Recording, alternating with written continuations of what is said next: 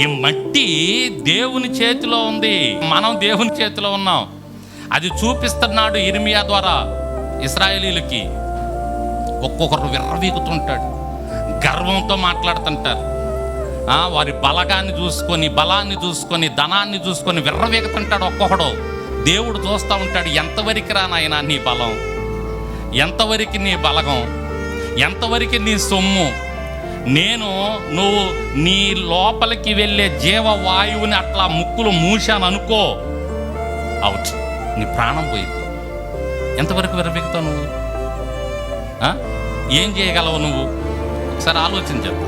ఇశ్రాయేలీలకి అది ఇర్మియా ద్వారా చూపిస్తూ ఉన్నాడు దేవుడు.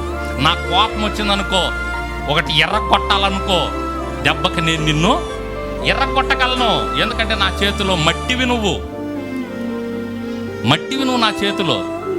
ఏం చేయలేవు నువ్వు.